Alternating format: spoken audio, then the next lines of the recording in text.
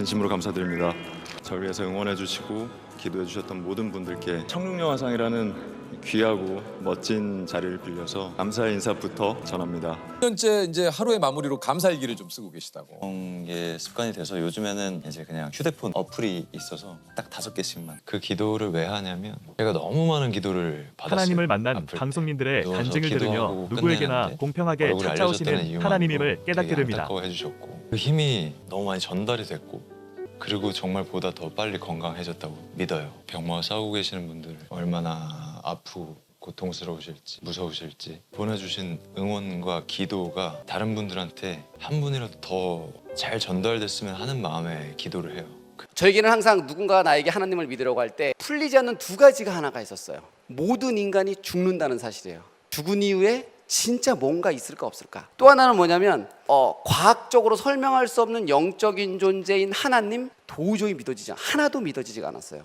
똑같이 과학적으로 설명할 수 없는 영적인 존재인 귀신 했을 때는 귀신은 있을 수도 있겠다라는 생각이 드는 거예요. 내가 보지 못했기 때문에 있을 수 있겠다. 50% 있을 수 있겠다. 과학적으로 설명할 수 없는 영적인 존재인 귀신이 있을 가능성이 50% 있다면 똑같이 과학적으로 설명할 수 없는 영적인 존재인 하나님도 있을 수 있겠다. 그럼 한번 확인해 봐야 되겠다. 그래서 제가 어떻게 기도드렸냐면 하나님께 이렇게 기도드렸어요. 제가 그때 2001년도에 2월에 제가 진주에 안양 LG 치타스에 있을 때 전주훈련을 갔을 때인데 호텔방에서 제가 이렇게 기도드렸어요. 정말 하나님이 살아계시다면 내 앞에 잠깐 나타났다가 사라져 보세요. 만약에 아니면 그때 당시 호텔방에 제 물컵이 하나 있었거든요. 물컵이 스스로 잠깐 이렇게 살짝만 이렇게 떴다가 내려오면 내가 하나님이겠습니다. 그런데 저는 기독교를 인정하지 않는데 인류 역사가 기독교를 인정하고 있는 거예요. 역사의 기준을 BC와 AD로 나눈 기준이 예수님이에요. 왜 일주일이 6일일 수도 있고 8일일 수도 있는데 왜 7일이죠? 성경에서 하나님께서 6일 동안 천지를 창조하시고 7일째 쉬셨어요. 저는 인정하지 않는데 인류 역사가 기독교를 인정하는 거예요.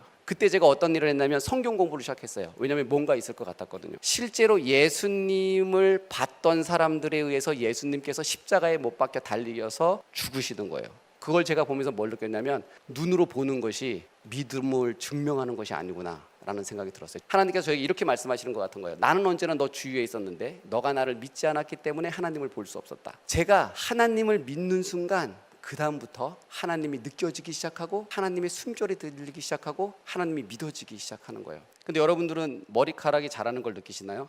머리카락은 반드시 자라지만 우리가 느끼지 못하죠. 그리고 지금 이 지구는 있어요. 마하 88의 속도로 움직이고 있는데 우리가 지금 그것을 인식하고 있나요? 제가 성인이 됐을 때 저에게는 어떤 질문을 제가 많이 받았냐면 이런 질문을 되게 많이 받았어요. 너는 누구를 믿니? 라고 말할 때 저는 나는 나 자신을 믿지. 제가 시간이 좀 지나고 나서 하나님을 믿고 나서 보니까 만약에 우리가 각자가 자신의 삶이 자신이 주인이어서 자신의 인생을 자신이 디자인한다 라고 만약에 생각한다면 제가 느끼기엔 첫 번째 국적, 성별 2000년도에 태어날 것인가? 2차 대전 당시에 태어날 것인가? 혈액형, 그렇죠? 성격, 키, 생김새, 심지어는 평생을 불리울 자신의 이름조차도 자신이 정하지 않았어요. 우리는 이 중요한 것들 중에서 하나도 내가 결정한 게 없습니다. 내가 결정하면서 아무런 의미 없는 것들, 어떤 것을 결정해도 내 인생에 그 어떤 영향을 주지 않는 것들을 고작 결정하면서 제가 제 스스로 내 삶의 주인이 나다라고 착각하면서 살아왔더라고요. 하나님을 믿고 나서 제가 2002년 월드컵이 끝나고 나서 저에게는 한 가지 꿈이 있었습니다. 유럽에서 선수 생활을 하고 싶었어요.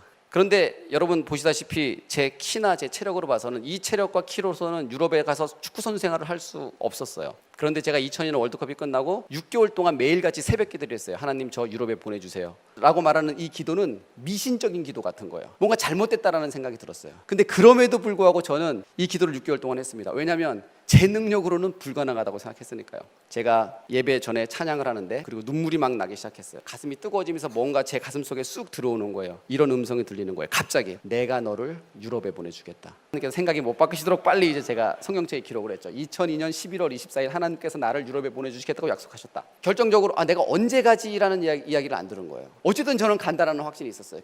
제가 그 음성을 듣고 2주 후에 갑자기 히딩 감독님이 한국에 오셨고 저를 갑자기 불렀어요. 히딩 감독님이 저에게 스카우트 제의를 하셨어요.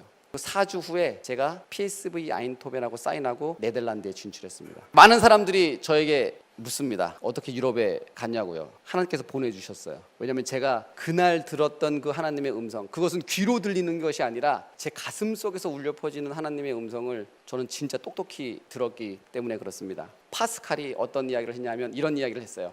모든 인간은 결정을 한다는 거예요. 무슨 결정을 하는가? 하나님을 믿는 것에 자기 인생을 걸든가, 하나님을 믿지 않는 것에 자기 인생을 걸든가. 하나님이 살아계시지 않다, 거짓이다라는 것에 여러분의 삶을 베팅을 했어요. 그곳에 여러분이 걸어서 인생을 걸어서 이겼어요. 그럼 하나님이 안 계시잖아요. 그럼 여러분이 이긴 거죠. 그럼 무슨 상태죠? 죽은 이후에 무의식의 상태. 근데 여러분이 여러분의 삶을 하나님이 계시지 않다는 것에 베팅을 했어요. 졌어요. 그럼 어떻게 되죠? 지옥이 있는 거죠. 여러분들이 여러분들의 삶을 하나님이 있는 것에 베팅을 했어요. 죽었어요. 하나님이 없어요. 그럼 어떻게 되죠? 무의식의 상태. 여러분들이 여러분의 삶을 하나님이 있는 것에 베팅을 했는데 죽었더니 하나님이 계세요. 이겼어요. 어떻게 되죠? 여러분은 천국 가요. 자, 하나님을 믿지 않는 것에 여러분의 삶을 걸면 이겨야 본전이죠. 하나님이 계신 것에 여러분들의 삶을 걸면 저도 본전이에요. 무엇을 선택하시겠습니까? 그래서 뭐 허허발판에 벌거벗고 서 있는 것처럼 아무도 없는데 하나님이 와서 나한테 막 옷을 입혀줘. 괜찮아, 입어. 그때 내 느낌 뭐냐면 하나님이 나를 옷을 입히는 거예요. 괜찮아, 입어.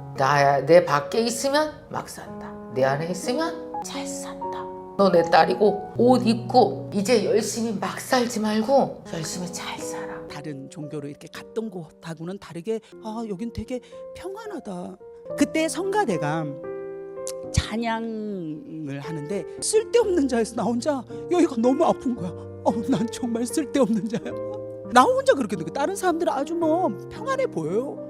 그러면서 끝에 내 모든 형편하시는 주님 하는데 주님이 누군데 다 하신대래는 늘 보호해 주실 것을 확실히 아내야 하는데 그냥 마음의 위로가.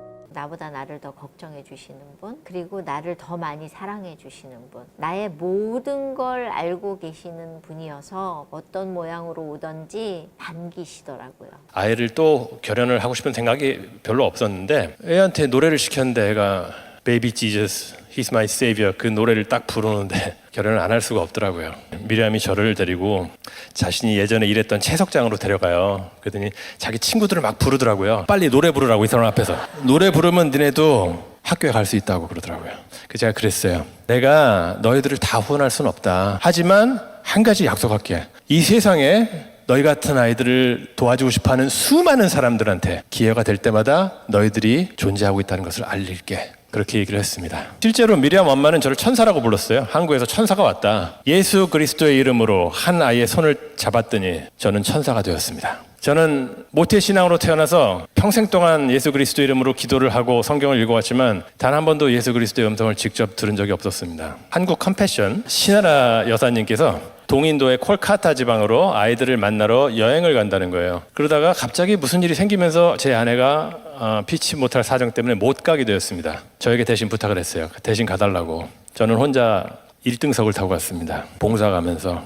그런 강팍한 마음을 가지고 가는 도중에 서정인 목사님이 이런 부탁을 했어요. 차인표 씨, 인표 씨가 지금부터 만날 아이들은 이 세상에서 제일 가난하고 보잘것없는 아이들입니다. 이 아이들을 만나시면 안아주시고 너희들은 귀한 존재다. 사랑받기 위해서 태어났다. 내가 너희들을 사랑한다. 라고 한마디만 좀 해주십시오. 교회 앞에 수백 명의 아이들이 저희를 반기려고 서 있었어요. 한 6, 7살쯤 된 인도 남자아이인데 저한테 먼저 이렇게 손을 내밀었습니다. 그리고 저는 그 아이가 내민 손을 딱 맞잡았습니다. 제가 그 아이의 손을 딱 잡는 그 순간 예수님께서, 제가 수십 년 동안 그렇게 그 음성을 듣고 싶고 찾아 헤맸던 그 예수님께서 그 아이를 통해서 저에게 음성을 들려주시기 시작했습니다. 인표야, 잘 왔다. 내가 너를 여기서 기다리고 있었어. 내가 너를 사랑한다. 너는 나의 사랑을 받기 위해서 이 세상에 태어났단다. 제가 이 아이를 만나면 해주려고 했던 그 말을 이 아이를 통해서 예수님께서 저에게 그대로 해주셨습니다. 저는 예수님을 찾아서 1등석을 타고 무대 위에서 헤매고 있는 동안에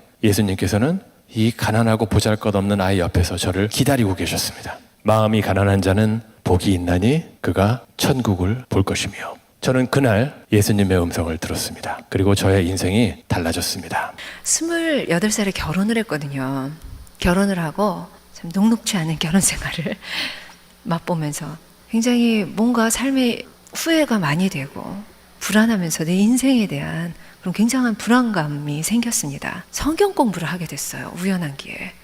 이 불안함의 문제가 내 남편 때문도 아니구나. 나 때문이구나. 하나님을 잘 모르고 있는 문제였구나 라는 것을 알게 됐습니다. 그렇게 하나님을 사랑하고 교회에서 임원도 하고 심지어 수련회 가면 방언도 하고 봉사도 하고 많이 했었는데 하나님을 잘 알지 못했다는 거죠. 저는 그때까지 하나님을 사랑을 하긴 했지만 알지를 못했던 거죠.